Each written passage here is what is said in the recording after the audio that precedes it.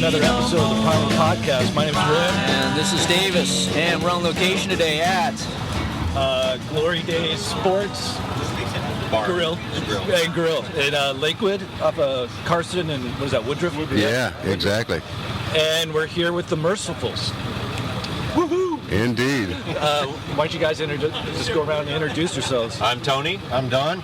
I'm Bill. Gary. I'm Jeff. Chris Rask. Chris, what happened to Stubby? You got to talk into the mic. Yeah, you got to speak into the microphone so they can hear you, man. I thought his name was Stubby. And so, why are we all here today? For hotcakes and hot rods. And Hang out. Yeah, this is our weekly hangout. Look at all the cool cars. Talk about cars. Things we're going to do. about how many cars on average show up to this?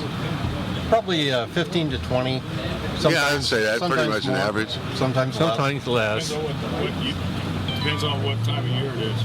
Yeah. It's every Sunday? Yeah, every Sunday we're here. Okay. And it's not just your car club, but what other clubs? Well, we got Early Time shows up, and the Sultan's Car Club shows up. Under Oath shows up.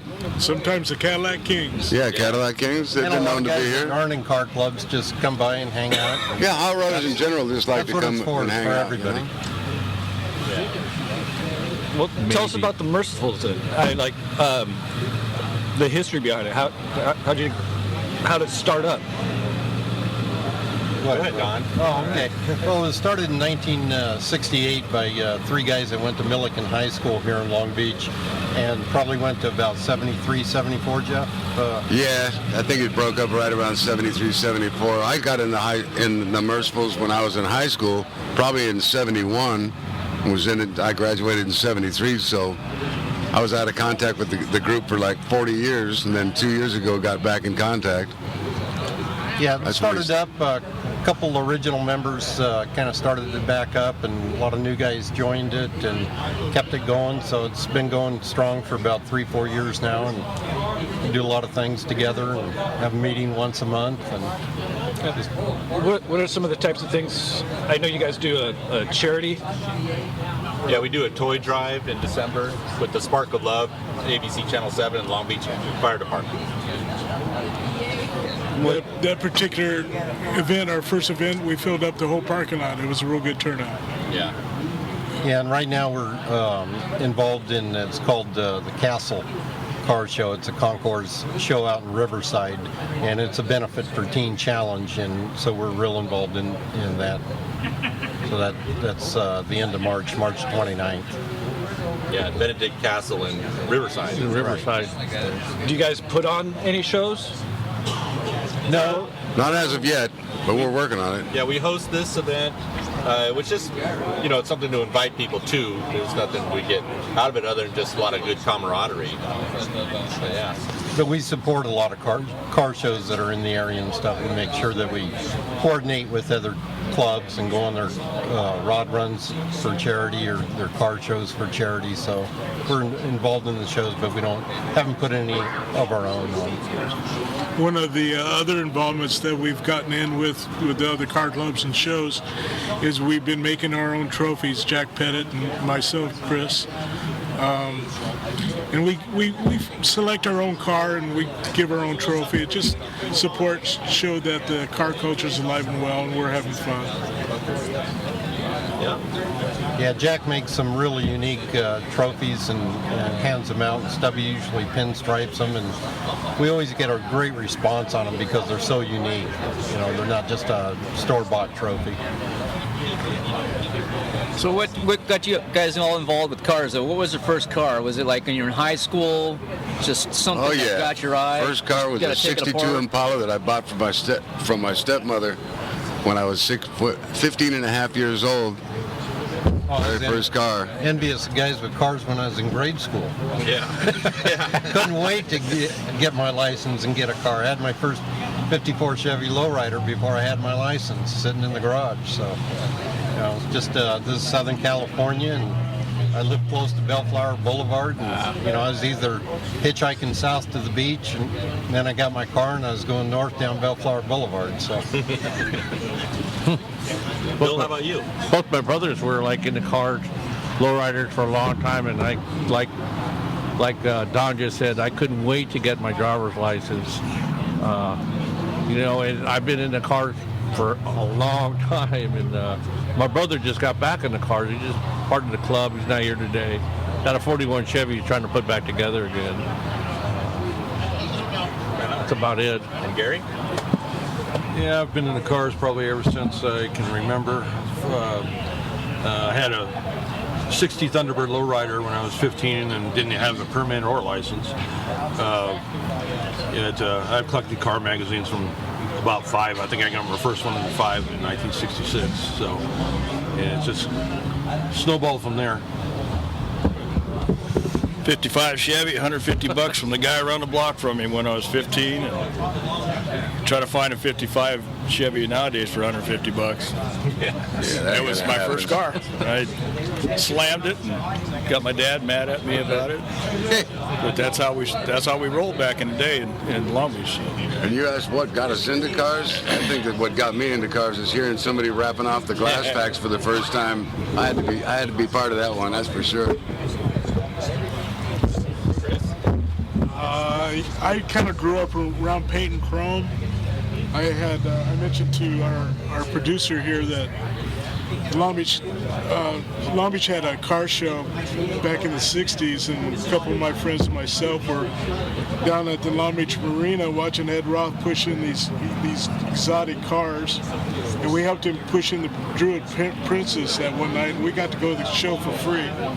I've been kind of there ever since. My first really nice car was a 56 Chevy sedan delivery, and I put some Bellard stock chrome on it, which has never been done since. So it's been fun. I do pinstriping, cartooning, and some reverse glass art that goes back to the 19th century, and it's just been a labor of love, and I'm loving it. Life's been good.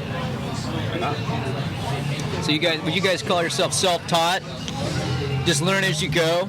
Do you guys take shop classes? Self-taught for me. Yeah.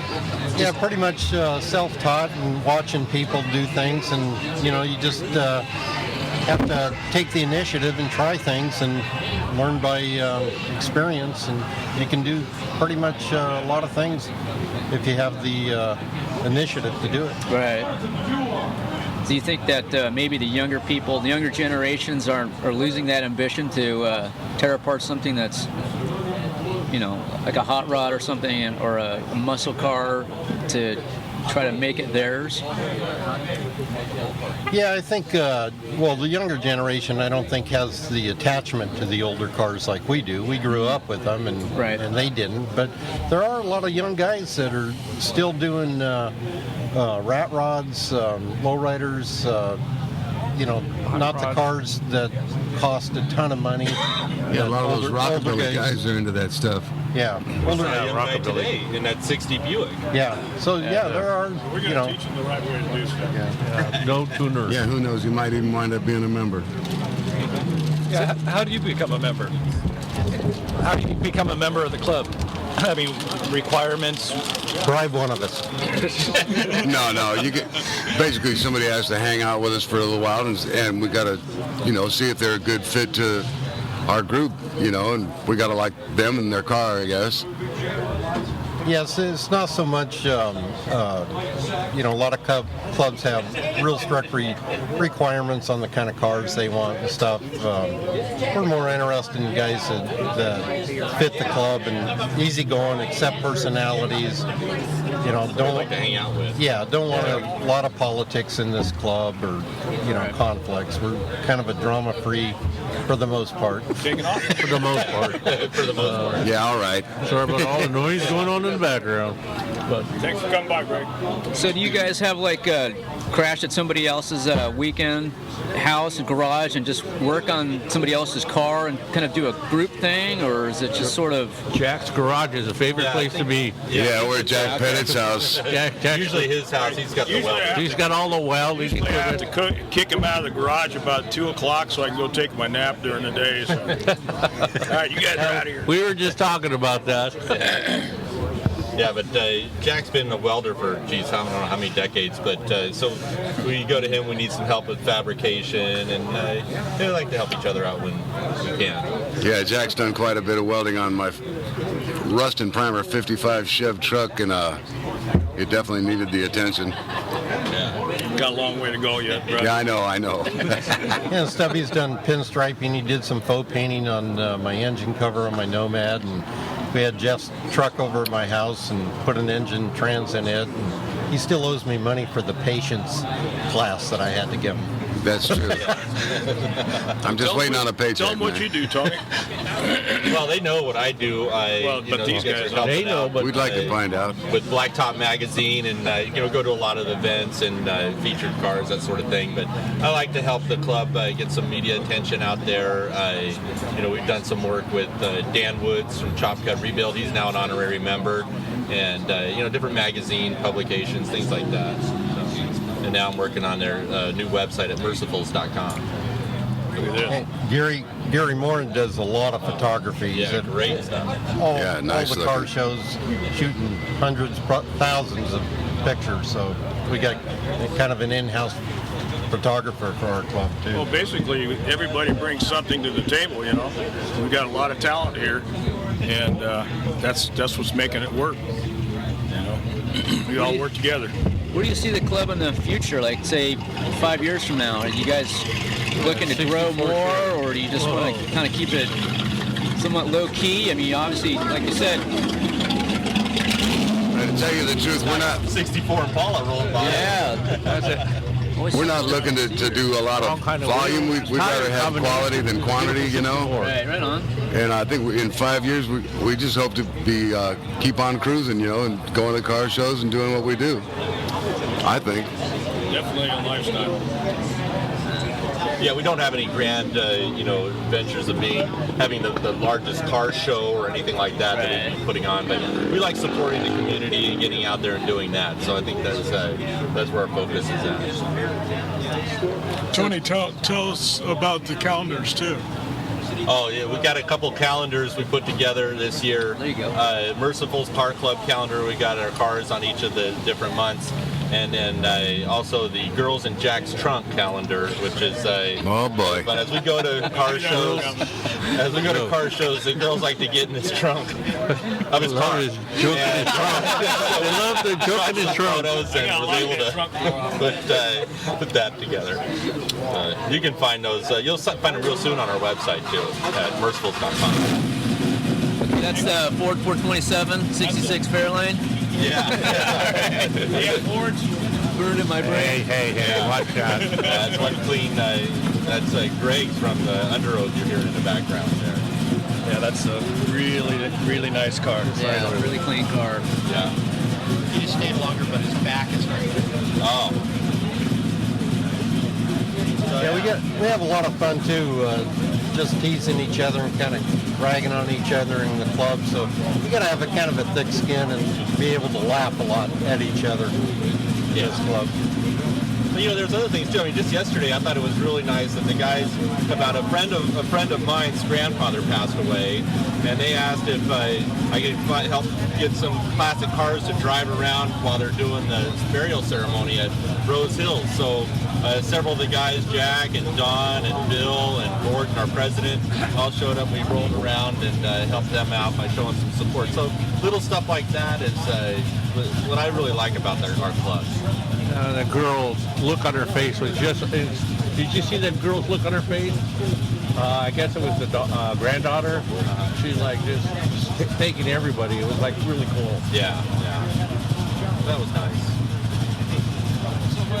Give me a memorable moment here. You're talking about ribbing each other and having thick skin. So there's got to be an epic story somewhere here about somebody just getting it good, man. What's a good story? Well, someone could tell the story about me running out of gas. No, we're not even going to read that up. How about somebody with a with a cup full of gas on fire? There's a memorable story. At the Second Street. A lot of stories, but we can't really tell them on the air, unfortunately. One of my favorites was we were going that cruise over to, wasn't it over to Larry Woods' place, and Bill's front wheel flies off his car? Oh, thanks a lot. Yeah.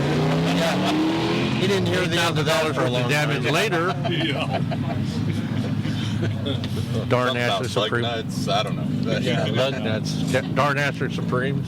So things happen when you're at a show. Your car breaks down, or you run out of gas. Dawn, Who you calling a lug nut? It's the nickname of gas can now and then. And you got to have the kind of personality that you can take the ribbing. Guys, check out the pit bull over here. Yeah, and Don would, Yeah, Don would, what pit bull? Don wouldn't tell us what happened to his car. It was the mechanic said that he ran out, his gas gauge wasn't working. He ran out of gas. I ran out of gas leaving a Second Street car show and sat there, and I was positive it was my fuel pump. So I had a friend of mine come over and replace the fuel pump. Well, when he pulled the fuel pump out, there was no gas in the tank. So, I told him, hey, man, do not tell anybody. That was the worst thing in the world. 10 seconds after he left, he was on the phone to Jack. You can't believe what this idiot did, I can't believe he even actually took the fuel. Then the next everybody in the club knew 20 minutes later. I sure glad we were having this interview, dude. Nobody will ever I'm know. just now finding out about it. Oh, I didn't know about that. You had your fuel pump taken out of your car. There's no secrets in this club. Yeah. Now there's no secrets. Yeah. Oh, boy. You know what? You just got to be able to laugh at yourself. Yeah. And take it as much as you give it. Yeah, exactly. You're giving some business, you got to take it too. Yeah, you had to be able to grow some tough skin and take it. Yeah. Right? Yep. So what'd you guys bring out today? Well, I have my 56 Fairlane today, Don. I got a custom 55 Nomad. I have a 58 Ford Fairlane. 57 Star Chief Pontiac. I got a 55 Chev truck, but it's not here this morning. I just brought my paint and brushes. Hopefully you get lucky. Yeah. Gary, what'd you bring? What did you bring out here today? My 56 Mercury Montclair. Right on. And then what are you working on? Like project-wise? Or are you done? Other cars? Projects? They're all projects. Well, I'm anticipating, haven't decided yet, but I may be building a 35 GMC pickup. Why? I don't know. He's going to go must into the be moving crazy. business.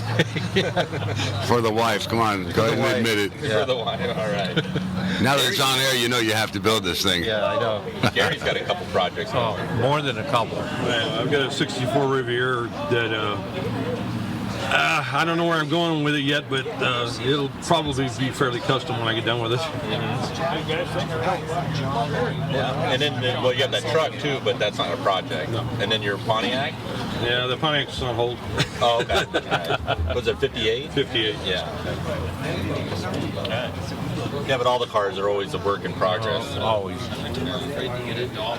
Yeah, I know. I'm starting to get that genuine GM feeling myself. Yeah. All right. Any other questions? No. Well, we like to make sure everybody knows. So come on out to Glory Days every Sunday morning from 8 to 10. It's just a lot of food, fun, and a lot of nice cars. And we tried to bring something from our garage too to share, like a show and tell kind of thing. Too. So if you got interesting magazines, like vintage magazines or something like that in your man cave, bring it on out and share it with us. And what's the website? It's mercifuls.com. All right.